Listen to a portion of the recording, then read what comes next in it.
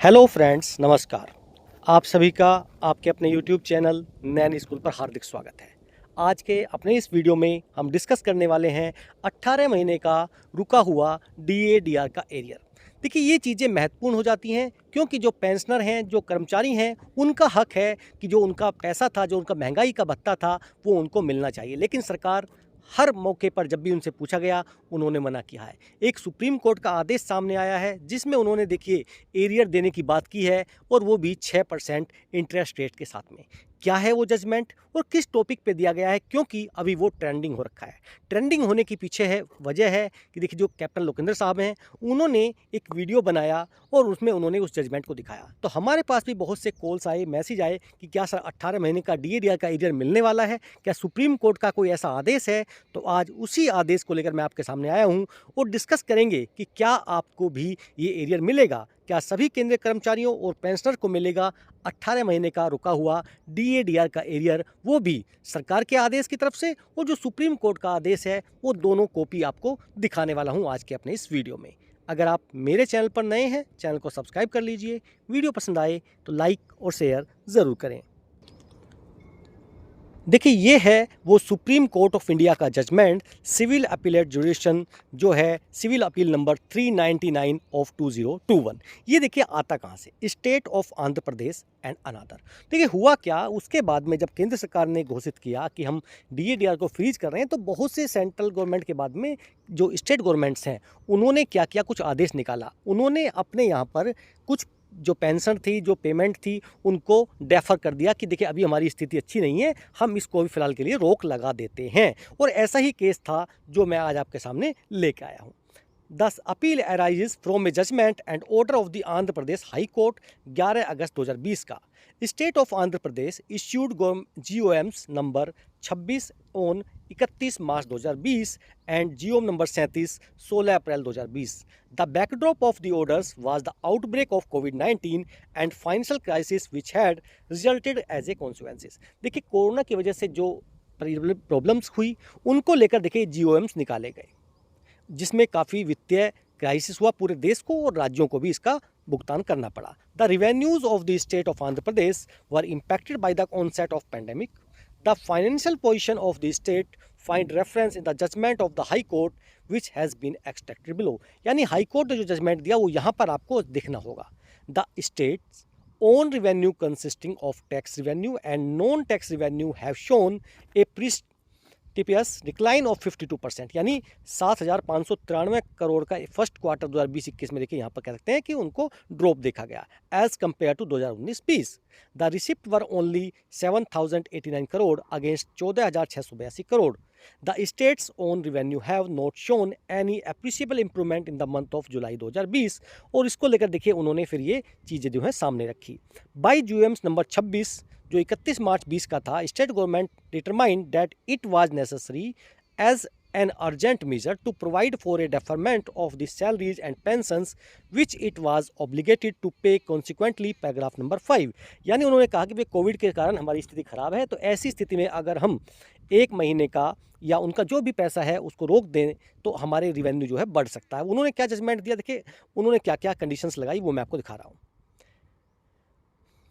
There shall be 100% deferment of in respect of Honorable CM, Honorable Ministers, Honorable MLAs, MLCs, Chairpersons, Member of all corporates, elected representatives of all local bodies और people holding equivalent post as per the orders issued from time to time। यानी उनका 100% जो था उसको deferment कर दिया गया। अगर बात करें IAS, IPS, IFS थे 60%, 50% जो भी आपका था central government other government employees हों, including work charge employees, persons engaged with the category to direct individual professionals and through third party except class 4। Class 4 के लिए 10% डिफरमेंट था, यानी इतना मिला के उनकी जो सैलरी थी, उनकी जो पेंशन थी, उसको रोक दिया गया था। The deferment mentioned in the 1, 2, 3, 4 supra shall be made applicable mutatis mutandis in respect of the retired employees in the respective categories। The above deferment shall be equally applicable to the serving, जो PSUs वगैरह में उन पर भी इसको लागू किया गया। It was also provided that above orders would come into force in respect of the salary, wages, remuneration and pensions for the month of March 2020 payable in the April 2020 and would continue to remain in force until further orders.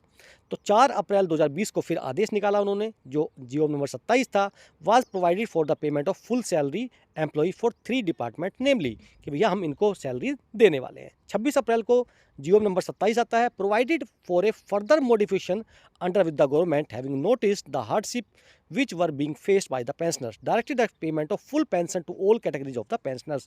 और अप्रैल में ये आदेश निकाल देगा कि अब देखिए हम उनको जो रोकी गई थी उसको हम ओपन कर देते हैं। लेकिन बात ये थी कि जो उनका पुराना पैसा रुका हुआ था वो उनको पेड नहीं किया गया था। तो इसी को लेकर एक रिट पिटीशन डाली जाती है by a former district and session जज। The gravamen of the grievance was that salaries and pensions are due for a matter of right to employees, and the case may be to former employees who have served the state. Consequently, a direction was sought in the petition to the state government to pay outstanding salaries and pensions which had remained due, कि जो आपने वो पैसा रोका था उसको आप उस वापस कर दीजिए। और वो जजमेंट आता है, the PIL at the behest of the public spirited citizen was maintainable. यानी हाई कोर्ट ने उसको माना और कहा कि देखिए आपको उनका पेमेंट देना है, और हाई कोर्ट ने उनको कहा कि देखिए आपको 12% यहाँ पर इंटरेस्ट देना है। लेकिन फिर देखिए उसके बाद में SLP हो जाती है और वो केस जो है सुप्रीम कोर्ट में चला जाता है। जो सुप्रीम कोर्ट का फाइनल ऑर्डर था वो पैरा नंबर 15 है। We accordingly order and direct that in substitution of the interest rate of 12% per annum which has been awarded by the High Court, the government of Andhra Pradesh shall pay simple interest compounded at a rate of 6%। कि देखिए आपको 6% simple interest पर जो पैसा है वो देना है, उनका आपको जो पेमेंट है वो भी पे करना है, जो पेंशन है वो भी देनी है, और उस पर आपको 6 महीने 6% के हिसाब से इंटरेस्ट रेट जो है पेड करना है। The appeal is accordingly dispose in terms of above directions, there shall be no orders as to cost. यानी सबसे इंपॉर्टेंट बात क्या है, आंध्र प्रदेश गवर्नमेंट को उसके बाद में वो पैसा 6% ब्याज के साथ देना पड़ा, और ये एक बहुत बड़ा कह सकते हैं कि जजमेंट था। लेकिन क्या ये 18 महीने का रुका हुआ DAR का एरियर था?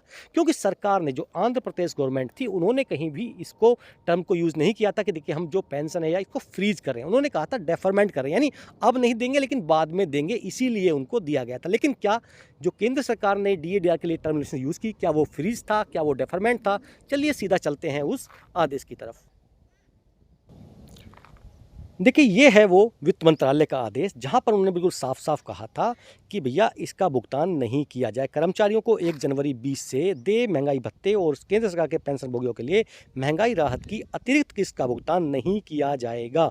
1 जुलाई 20 से 1 जनवरी 21 से दे महंगाई भत्ते और महंगाई राहत को अतिरिक्त किस्तों का भुगतान भी नहीं किया जाएगा। तथापि महंगाई भत्ते और महंगाई राहत का मौजूदा दरों पर भुगतान किया जाता रहेगा। यहाँ पर उन्होंने बिल्कुल क्लियर कर दिया था कि भैया हम आपका फ्रीज कर रहे हैं और ये आपको मिलने वाला नहीं है नियर टर्म में। यही वजह है कि सरकार अपने जो आदेश निकाला उसमें बिल्कुल क्लियर थी, और उसको लेकर देखिए जब भी उनसे सवाल पूछा जाता रहा है, उन्होंने कहा कि देखिए वो हमने उस टाइम पे बहुत ज़्यादा वेलफेयर मेजर्स थे वो सब किए थे, वो पैसा उनमें लग गया और ये पैसा हम आपको देने वाले नहीं हैं। और बार बार जब भी उनसे पूछा जाता रहा है, उन्होंने सारी चीज़ें बिल्कुल क्लियर की हैं।